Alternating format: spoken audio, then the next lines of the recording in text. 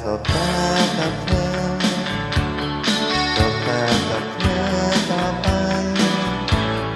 อยากจะเก็บไว้เพียงความเข้าใจเอาไว้อบอุ่นนานๆขอมือเธอหน่อยให้คอยประทับให้เสียใจขอมองตาหน่อยให้คอยให้เตือนเมื่อเหงาใจขอใจเธอหน่อยให้คอยเป็นแรงผลักดันฝันอันยิ่งใหญ่หากมีหัวใจของเธอก็สุขเกินพออยากจะจับมือกับเธอจับมือให้เธอในใจ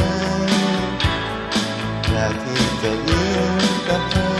ต่อไปและพบสิ่งใหม่ดีๆขอมือเธอหน่อยไว้คอยกระชับให้เชื่อ